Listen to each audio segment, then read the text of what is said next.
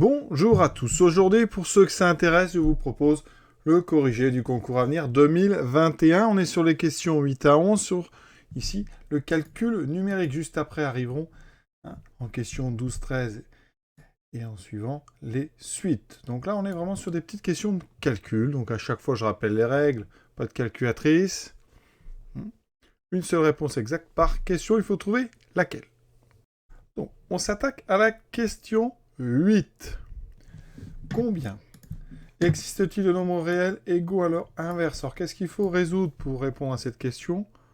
On résout, alors on prend x, donc un nombre réel, x appartient à r, et on résout, donc un nombre égal à son inverse, x égale 1 sur x. D'accord? Tout d'abord, première chose, x est forcément non nul.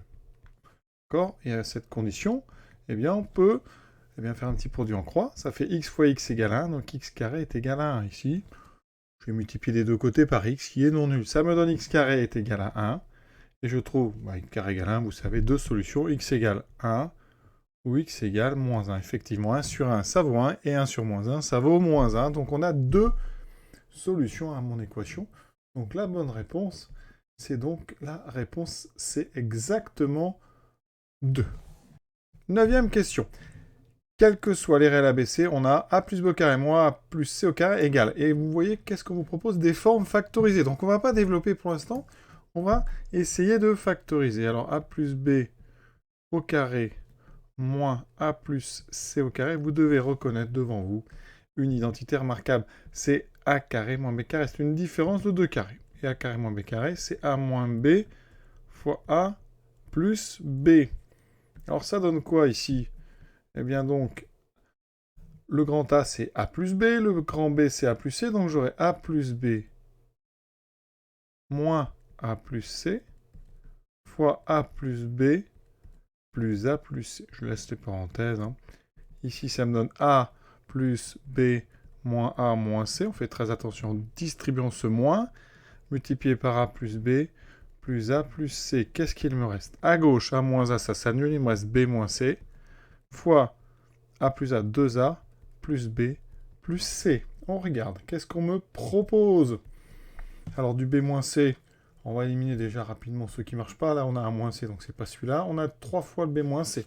Donc on regarde dans les parenthèses, 2A plus B plus C, c'est le premier. Donc c'est la réponse A qui nous donne exactement ce qu'il faut. Alors on aurait pu procéder autrement en développant, c'est un petit peu plus long quand même, parce qu'ici, A plus B au carré, ça fait A2 plus 2AB plus B carré, moins A carré. Ensuite, le double produit, donc moins 2AC, moins C carré. Et après, là, il va falloir développer les 4 trous. Donc ça peut prendre du temps. Si vous commencez dans l'ordre, vous avez de la chance, parce que vous partez de B moins C fois 2 plus B plus C. Vous regardez ce que ça donne. 2 AB, ça c'est bon, on l'a. Ensuite, plus B2, on l'a. Plus BC, moins 2AC, c'est parfait. Moins BC, moins C carré. On a exactement tout ce qu'il faut. Ici, sauf qu'on a ces deux termes-là qui s'annulent. Là-haut, vous aviez remarqué que les A carré s'annulent. Il me reste effectivement 2AB, B carré, 2AC et moins C carré. Donc, avec un peu de chance, on trouve tout de suite que c'est le premier. Pour la question 10, on nous demande de comparer deux nombres A et B. Et donc, il faut savoir que on peut comparer deux nombres A et B en étudiant le signe de la différence A moins B. Donc, on va regarder ce que donne A moins B, parce que là, c'est pas évident, c'est deux nombres le A, il y a une racine carrée dessous, une somme en haut. Donc moi, je vous conseille de regarder ce que vaut A moins B. Ça fait 3 plus 2 racine de 3 sur racine de 7, moins racine de 7. On met tout au même dénominateur, donc il faut un racine de 7 ici. Donc vous allez rajouter, et vous multipliez en haut par racine de 7. Alors on multiplie en haut, ça veut dire que vous pouvez rajouter ça et faire fois racine de 7. Ce qui donne, alors on a tout qui est sur racine de 7. 3 plus 2 racine de 3, ça n'a pas bougé, moins racine de 7 fois racine de 7 qui vaut 7. Ça me donne 3 moins 7, ici, moins 4, plus 2 racine de 3 sur racine de 7. Alors, est-ce qu'on peut trouver ici le signe de 2 racine de 3 moins 4? Alors, vous savez que racine de 3, c'est à peu près 1,7. Il faut connaître ces racines carrées, en tout cas celle-là. Racine de 2, vous savez que c'est à peu près 1,4. On peut même être plus précis. 1,41, 414, etc. Racine de 2 de 3, vous pouvez garder 1,7. D'accord? Et donc, ça veut dire que 2 racines de 3 est à peu près 3,4. Donc, si vous enlevez 4, il y a des très très grandes chances que tout ça soit bien négatif. Donc, A moins B est négatif. Donc, A est plus petit que B. Et donc, c'est la réponse A plus petit que B. C'est la réponse A. Question 11. Ici, on nous parle d'une somme. Alors, on prend n appartenant à n étoile, donc n est non nul. Et on parle de la somme, donc 2 plus 4 plus 6 plus 8, etc. jusqu'à 2n. Alors ça fait penser à du cours qu'il faut connaître en terminale. Si on prend n appartient à n étoile, 1 plus 2 plus 3 plus 4, etc. jusqu'à n, ça fait n fois n plus 1 sur 2. À connaître absolument par cœur, ça fait partie des sommes des termes d'une suite arithmétique. Et vous voyez bien, dans les propositions qu'on nous fait, on la voit, cette formule, elle est quelque part, là, un petit peu partout d'ailleurs.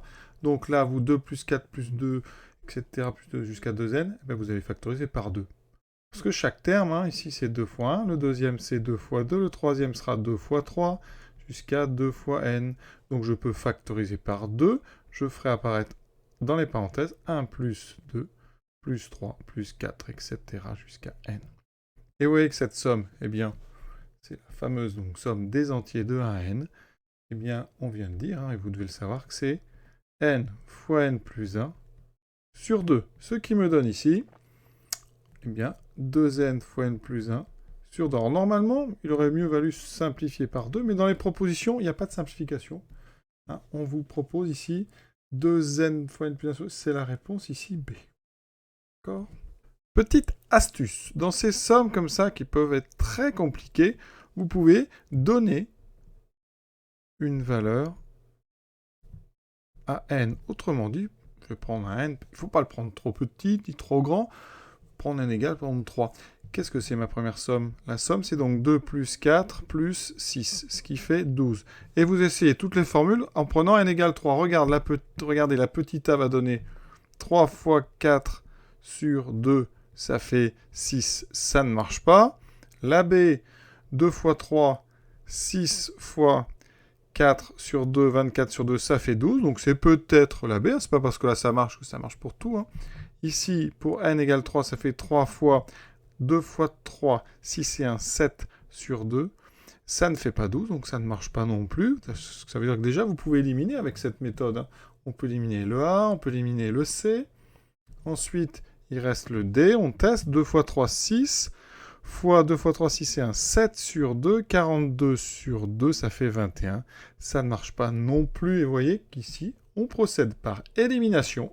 Il ne reste que la B, qui est juste. C'est une méthode qui peut vraiment marcher très souvent quand vous avez comme ça des sommes très compliquées avec des n, ou quand vous avez des expressions, ça peut être avec des x, hein, vous donnez des valeurs à x et vous essayez comme ça d'éliminer des propositions.